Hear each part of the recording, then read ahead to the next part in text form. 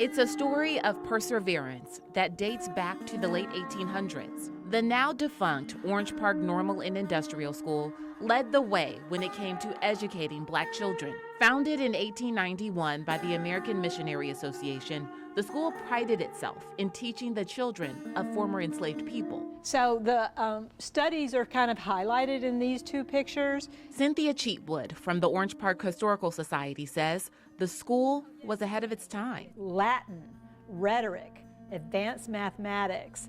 You had sciences of all varieties, things that Florida schools had not gotten to yet. The school had dormitories for boys and girls and a church where students worshiped on Sundays. Black children of all ages were taught by white missionaries from the Northeast, and it didn't take long for people in town to take notice. In October of 1891, it opened with 26 kids.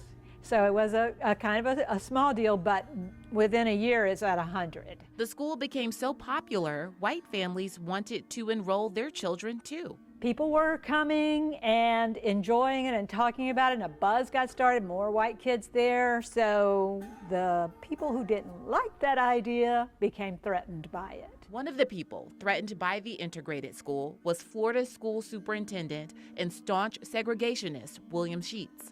He eventually lobbied for a law to be passed in 1895, making it illegal for white and Black students at any school to be taught together in the same building by the same teachers. This led to several normal school teachers and staff getting arrested and jailed, followed by a swift court case. The school actually won the case, but that didn't please the KKK. Because of all of the backlash and the threats by the KKK, the school eventually closed in 1913. The KKK burned down the school's church a short time later. It was a real shame. What that could have continued to offer this community, it staggers the mind to think about it. And so many generations didn't get that advantage because of racism. The school was later demolished in the 1950s. Orange Park Town Hall now sits in its place. And I was stunned. In 2018, former Mayor Connie Thomas spearheaded a campaign to place a historical marker in front of Town Hall, honoring the school and its people after hearing the story. I think in this case, it was supposed to be a forgotten experience, but it wasn't. And I'm so proud of all the people who have come together over time to make sure that this was not a forgotten experience. In fact, it's something that should be honored and treasured.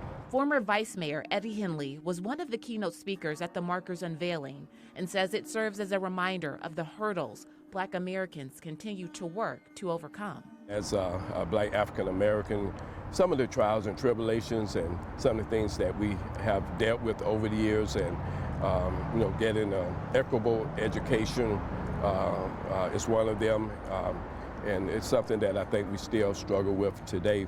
But I think the school itself laid a great foundation. As she looks through old photos of the normal school and its people, Cheatwood hopes more people will continue to learn and remember the history. And why is it so important to make sure that this history isn't forgotten? Okay, I love that question.